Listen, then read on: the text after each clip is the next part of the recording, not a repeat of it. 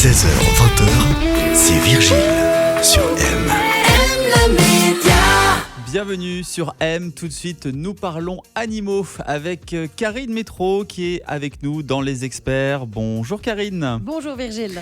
Karine, tu es présidente de l'association Chiens Polaires. Tu consacres ta vie aux animaux depuis quelques années et tu vas aujourd'hui nous donner quelques conseils sur nos chiens en période de forte chaleur. Il est vrai que la canicule peut être un vrai danger pour nos chiens.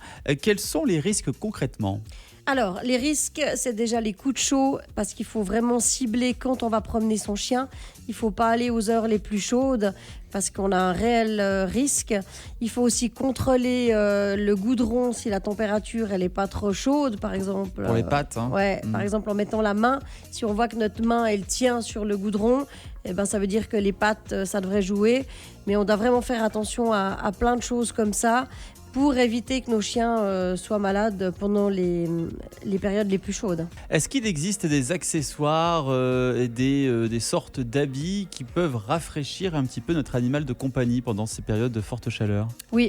Oui, alors on peut leur mettre déjà ce qu'on appelle des gilets rafraîchissants ou des bandanas rafraîchissants. Ça fonctionne comment ça ? Alors en fait, c'est des matériaux qui gardent bien l'humidité. On les prend, on les trempe dans l'eau, on les essore et ensuite on les met sur l'animal pour qu'il garde cette fraîcheur et cette humidité sur le poil. C'est pas un truc que l'on sort du congélateur par hasard ? Non, faut pas le sortir du congèle. Non, faut vraiment le tremper dans l'eau froide et ensuite le mettre sur le chien. Et puis, ce qu'il faut faire attention aussi, quand on parle du congélateur, c'est au choc thermique.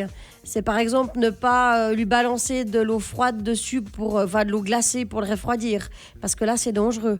On peut faire un espèce de brumisateur, donc les petits jets avec les petites gouttes d'eau, mais pas directement avec un grand jet bien froid, parce que là c'est dangereux.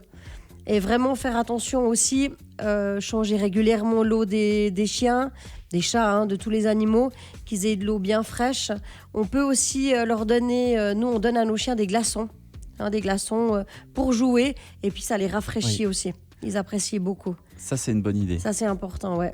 Après, on peut faire aussi des petits cubes avec des bouillons, des trucs un peu appétants aussi. Le glaçon, il le regarde en disant ouais, c'est gentil, mais ça m'intéresse pas. On peut y mettre un peu des goûts dedans, juste pour que ce soit appétant et puis le motiver à sucer sa glace, quoi. En ce qui concerne le transport des chiens, lorsqu'il fait très chaud, parfois on voit des petits chiens qui sont au soleil, dans une voiture, avec un tout petit quart de fenêtre ouverte. C'est incroyable de faire ça, on ne peut pas laisser faire ça. Alors c'est criminel, parce que laisser son chien dans une voiture quand il fait chaud, la température elle monte très très vite. Nos voitures, moi je les appelle nos cercueils, parce que c'est vraiment des véhicules, ils ont de plus en plus de vitres.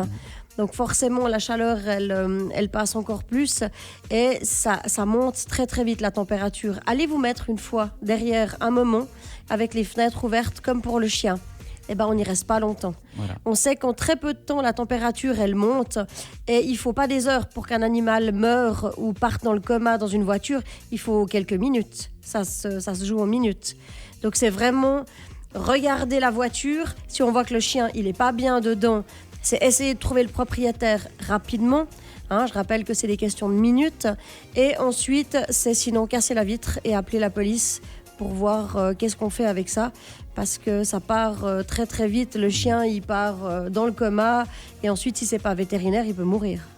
Lorsqu'il y a de fortes chaleurs, on parle régulièrement du phénomène du coup de chaud. Ça correspond à quoi exactement pour un animal ? Alors, un coup de chaud, c'est vraiment le chien qui est monté en température. Donc, il a la fréquence cardiaque qui est augmentée.